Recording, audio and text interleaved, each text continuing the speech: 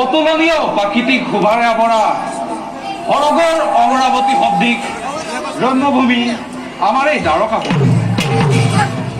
কোৱাচোন বীৰগণ, দ্বাৰকাৰ মংগল বাতৰি আছেনে কুশলে আমাৰ যত প্ৰজাগণ?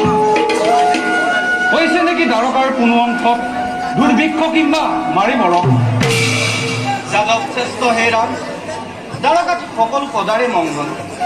দ্বাৰকাৰ চৌদিশে বিৰাজ কৰিছে সুখ শান্তি আৰু নিবিড় ছায়া। দ্বাৰকাৰ কোনো স্থানৰ পৰা অহা নাই দুৰ্ভিক্ষ কিম্বা মাৰি মৰকৰ সংবাদ। সন্তোষিত মই তোমাৰ বাণীত, শুনো যদি নিতে মই প্ৰজাৰ মংগল বাতৰি, অন্তৰত লভো মই অশেষ তৃপ্তি। কোৱাচোন বীৰগণ, হৈছে নেকি দ্বাৰকাত কোনো বিদ্ৰোহৰ সূচনা, নাইবা কোনো শত্ৰুৰ আগমন?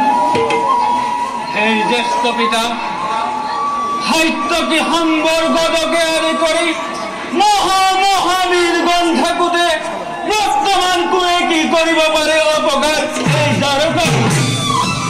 তথাপিতো যদি কোনোৱে কৰে বিদ্ৰোহৰ সূচনা, পৰাজিত কৰি তাক সন্মুখ সমৰত উচিত শাস্তি কৰিম প্ৰদান। আৰু যদি দ্বাৰকাত উদ্দেশ্য কোনো দুৰ্দান্ত শত্ৰু আহে, দ্বাৰকাৰ সীমানা পাওঁতে তাক প্ৰথম জমৰ ভ্ৰমণে।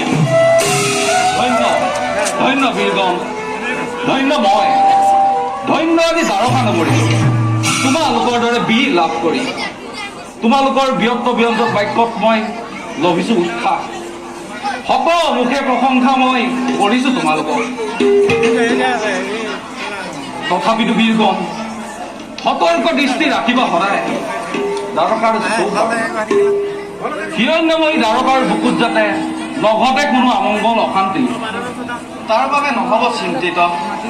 আহে যদি যক্ষ ৰক্ষ কিম্বা দেৱতা মানৱ এই দ্বাৰকাৰ উদ্দেশ্যি, হেলা ৰঙে যিনি জাতকৰ সন্মান ৰাখি মতো। অতি উত্তম। বাৰু বীৰগণ, এনে সকলো নিজ নিজ কৰ্তব্যত অগ্ৰসৰ।